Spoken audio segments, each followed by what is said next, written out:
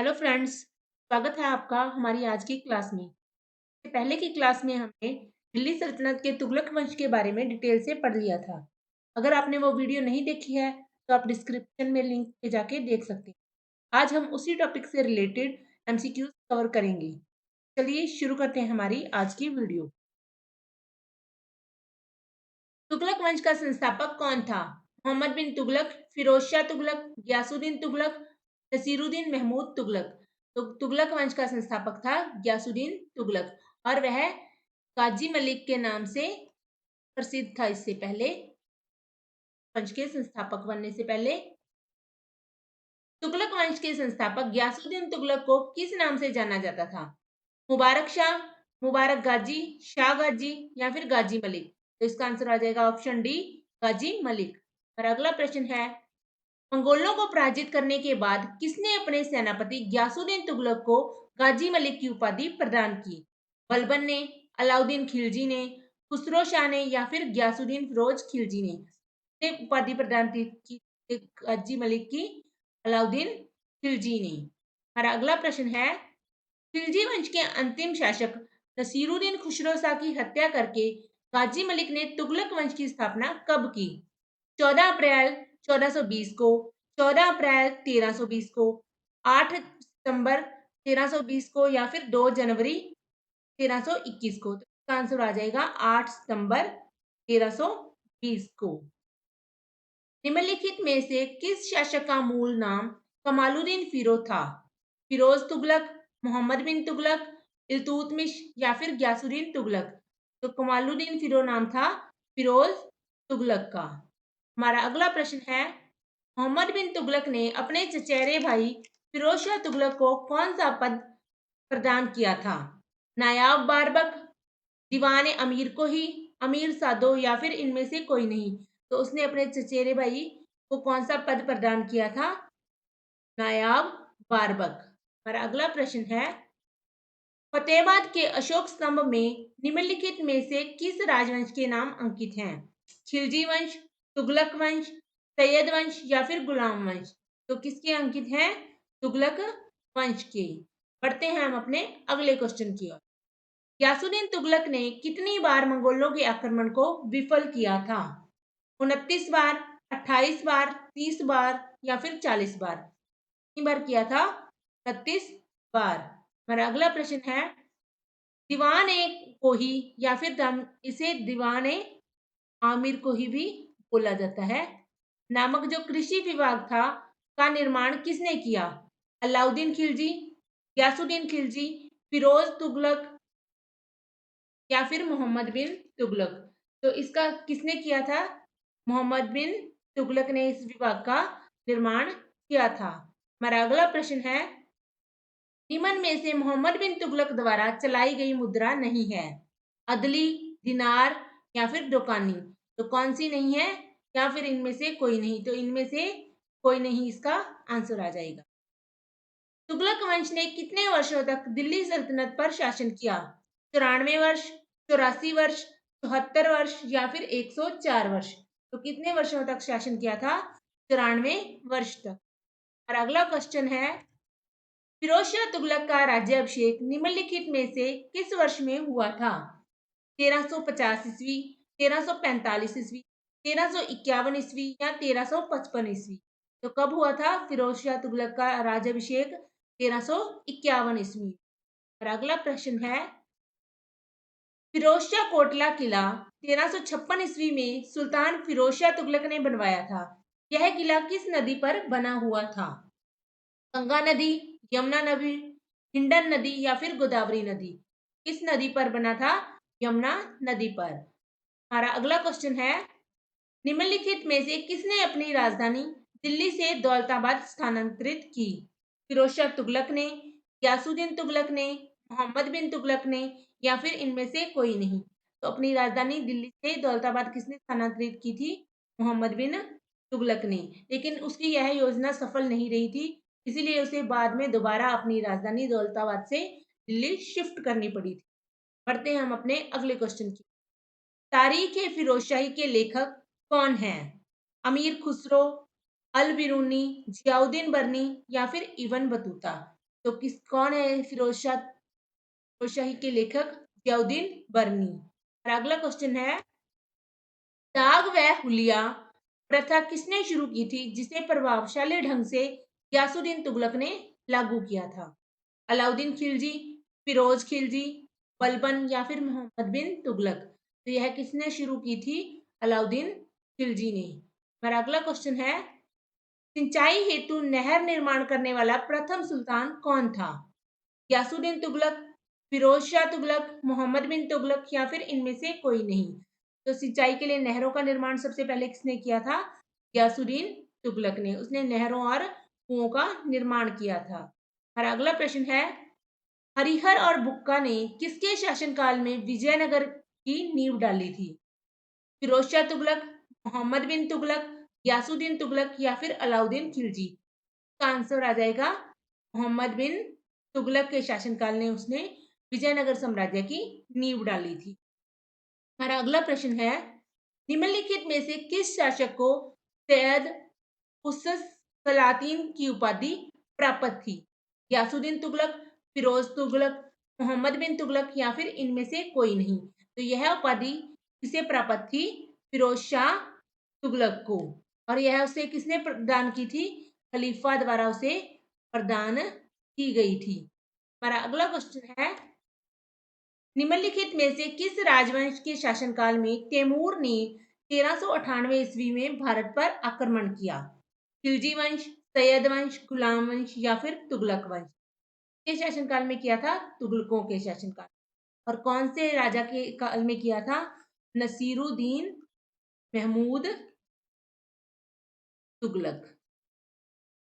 पढ़ते हैं हम अपने अगले क्वेश्चन की। किस दिल्ली सुल्तान ने साकेतिक मुद्रा को कुछ हद तक वर्तमान की मुद्रा की तरह लागू किया? फिरोज तुगलक, गयासुद्दीन तुगलक, मोहम्मद बिन तुगलक या फिर इनमें से कोई नहीं? तो किसने किया था? मोहम्मद बिन तुगलक को ने इस मुद्रा को लागू किया था। हमारा अगला क्वेश्चन है, तुगलकाबाद शहर का निर्माण किसने करवाया? गयासुद्दीन तुगलक ने, मोहम्मद बिन तुगलक ने, फिरोज शाह तुगलक ने या फिर इनमें से कोई नहीं? तो तुगलकाबाद शहर का निर्माण गयासुद्दीन तुगलक ने करवाया था। पढ़ते हैं हम अपने अगले प्रश्न की ओर। डाक व्यवस्था को पूर्ण रूप से किसने व्यवस्थित किया? गयासुद्दीन तुगलक, मोहम्मद बिन तुगलक, फिरोज शाह तुगलक या फिर नसीरुद्दीन महमूद तुगलक? तो डाक व्यवस्था को किसने पूर्ण रूप से व्यवस्थित किया था? गयासुद्दीन तुगलक ने। हमारा अगला प्रश्न है, गयासुद्दीन तुगलक की धमकी हुनूस दिल्ली दुरुस्त किस सूफी संत ने दी थी? जिसका अर्थ था, दिल्ली जनाब अभी दिल्ली दूर है। सिद्दी मौला ने, फक्के मुदीर ने, फरीदुद्दीन ने या फिर शेख निजामुद्दीन औलिया ने? यह धमकी किसने दी थी? शेख निजामुद्दीन औलिया ने दी थी। हमारा अगला प्रश्न है, तुगलक वंश का अंतिम शासक निम्न में से कौन सा है? मोहम्मद बिन तुगलक, फिरोज तुगलक, गयासुद्दीन तुगलक, नसीरुद्दीन महमूद तुगलक? अंतिम शासक कौन सा था? नसीरुद्दीन महमूद तुगलक। पहला कौन सा था? गयासुद्दीन तुगलक। दूसरा मोहम्मद बिन तुगलक और तीसरा फिरोज शाह तुगलक। हमारा अगला प्रश्न है, दिल्ली पर किसके द्वारा आक्रमण करने से तुगलक वंश का अंत हो गया? मोहम्मद शाह अब्दाली, बाबर, चंगेज खां, तैमूर लंग? तो ये इसका आंसर आ जाएगा तैमूर लंग। हमारा अगला क्वेश्चन है, शंशकनी मुद्रा किसके शासनकाल में प्रचलित हुई? नसीरुद्दीन महमूद तुगलक, फिरोज शाह तुगलक, मोहम्मद बिन तुगलक या फिर गयासुद्दीन तुगलक? तो यह किसके काल में हुई थी प्रसिद्ध? फिरोज शाह तुगलक की। हमारा अगला क्वेश्चन है, रेहला नामक पुस्तक किस शासक के साथ समय की घटनाओं का विवरण करती है? मोहम्मद बिन तुगलक, फिरोज शाह तुगलक, नसीरुद्दीन महमूद तुगलक, गयासुद्दीन तुगलक? तो यह किसके समय की घटनाओं का वर्णन करती है? मोहम्मद बिन तुगलक की समय की जो घटनाएं थी उनका वर्णन करती है रेहला नामक पुस्तक। हमारा अगला प्रश्न है, सल्तनत काल की प्रमुख मुद्राओं का पता निम्न में से करें कि इनमें से कौन सी सल्तनत काल की मुद्राएं थी? दाम, पीतल, रुपया, टंका? तो इसमें से कौन कौन सी थी? पीतल और टंका। तो कौन सा ऑप्शन आ जाएगा? ऑप्शन बी, 2 और 4। और अगला क्वेश्चन है, किस सुल्तान की मृत्यु तुगलकाबाद में बने लकड़ी के महल के गिरने से हुई थी? मोहम्मद बिन तुगलक, यासुद्दीन तुगलक, फिरोज शाह तुगलक या फिर नसीरुद्दीन महमूद तुगलक। तो किसकी मृत्यु हुई थी? यासुद्दीन तुगलक की। हमारा अगला क्वेश्चन है, निम्नलिखित में से किस सुल्तान ने सती प्रथा पर रोक लगाने की कोशिश की? मोहम्मद बिन तुगलक, यासुद्दीन तुगलक, फिरोज शाह तुगलक या फिर इनमें से कोई नहीं। तो इसका आंसर आ जाएगा मोहम्मद बिन तुगलक। और मोहम्मद बिन तुगलक ने एक कृषि विभाग की स्थापना भी की थी।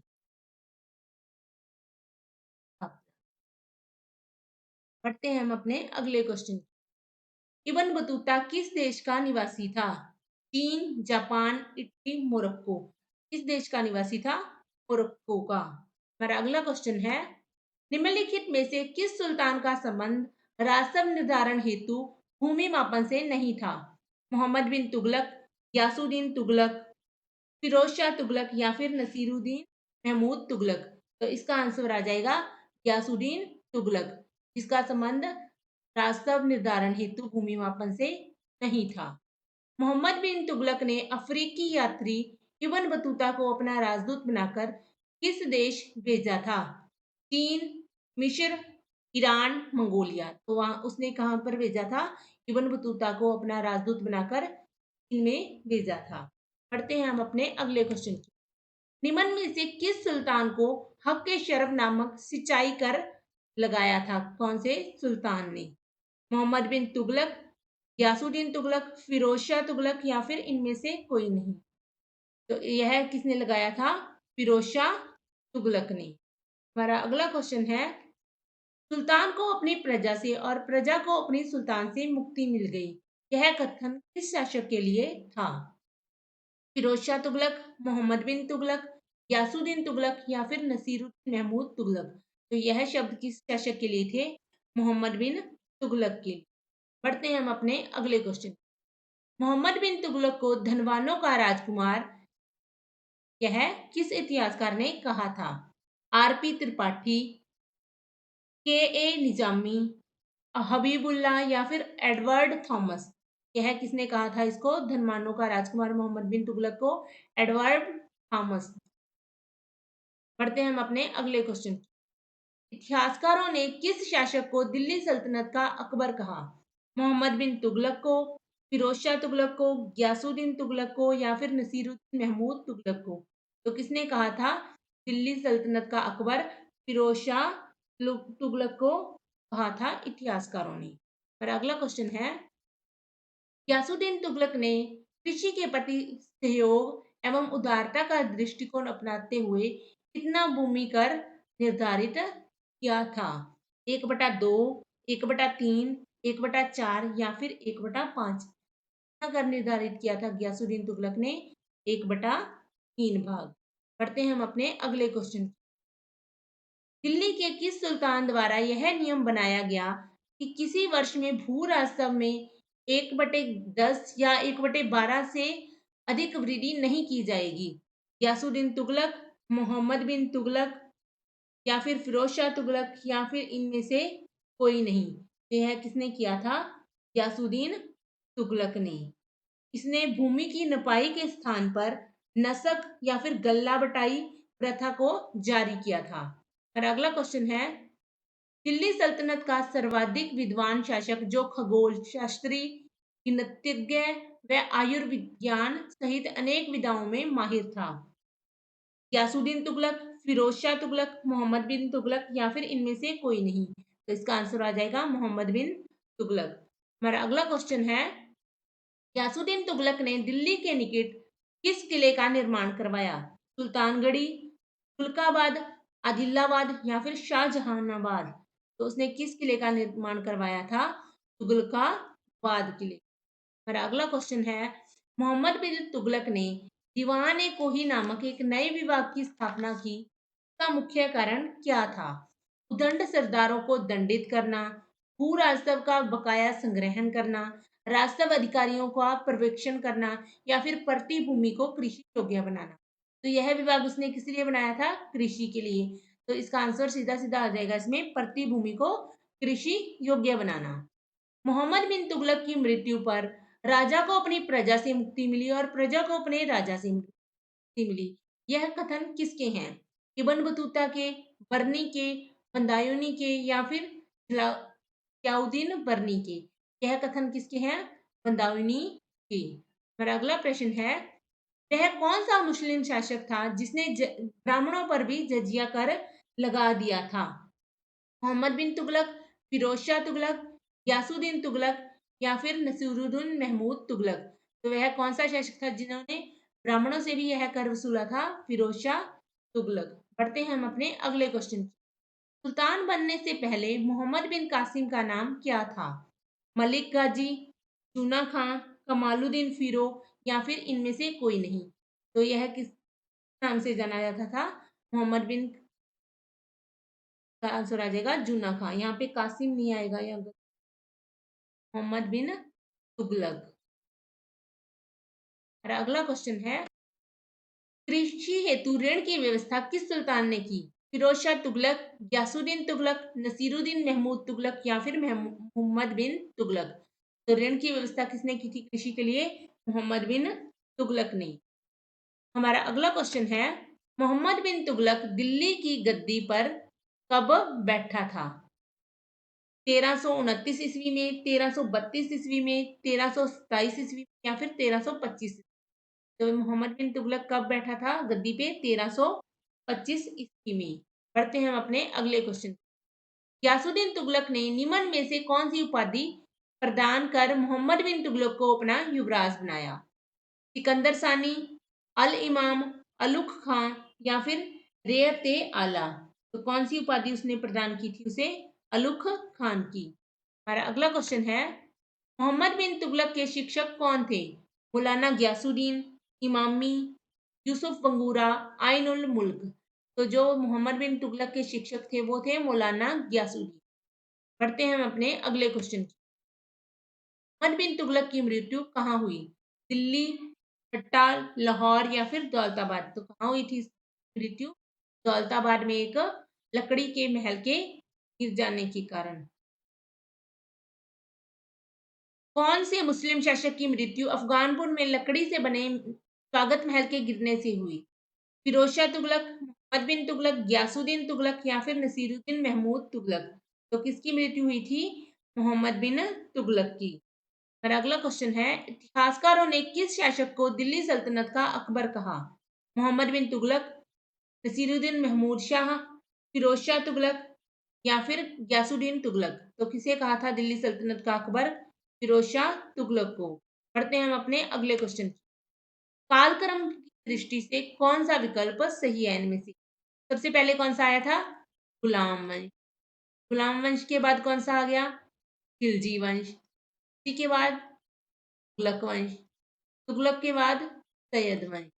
इस क्रम में सही आंसर हमारा कौन सा आएगा? सबसे पहले गुलाम, पहले एक में ही है। हाँ, डी आंसर राइट हो जाएगा। किस जैन संत का नाम बताएं जिसके साथ मोहम्मद बिन तुगलक ने आधी रात तक बातचीत कर विचार विमर्श किया? अमर स्वामी, हेमचंदन, जिन सैन पुरी या फिर जिन प्रभु सूरी? तो इसका आंसर आ जाएगा जिन प्रभु सूरी। हमारा अगला क्वेश्चन है, मोहम्मद बिन तुगलक निपुण था संगीत में, कला में, सुलेखन में या फिर दर्शन में? निपुण था सुलेखन। हमारा अगला क्वेश्चन है, मोहम्मद बिन तुगलक का साम्राज्य कितने प्रांतों में, प्रांतों आएगा, कितने प्रांतों में बटा हुआ था? 27, 29, 23 या 20? कितने प्रांतों में बटा हुआ था? 23 प्रांतों में। और अगला क्वेश्चन है, निम्नलिखित में से इतिहासकारों ने मोहम्मद बिन तुगलक को विरोधाभास का मिश्रण बताया? इतिहासकार ने बताया फरिश्ता, एल्फस्टन या फिर लेनपुल या मंदाकिनी? तो इसका आंसर आ जाएगा ऑप्शन बी, एल्फिस्टन। हमारा अगला क्वेश्चन है, चांदी के स्थान पर तांबे के सिक्के किस शासन के शासनकाल में आए? फिरोज शाह तुगलक, गयासुद्दीन तुगलक, मोहम्मद बिन तुगलक या फिर नसीरुद्दीन महमूद तुगलक? तो यह किसके काल में आए थे? मोहम्मद बिन तुगलक की। हाँ तो फ्रेंड्स, आज हमने दिल्ली सल्तनत के तीसरे टॉपिक तुगलक वंश के एमसीक्यूज़ भी कवर कर लिए हैं। अगर आपने इससे पहले की कोई भी वीडियोज़ नहीं देखी हैं हमारी, तो आप हमारे चैनल में जाके देख सकते हैं। अगर आपको हमारा चैनल और वीडियोज़ पसंद आ रही हैं, तो आप हमारे चैनल को सब्सक्राइब करें और वीडियो को आगे के आगे शेयर करें।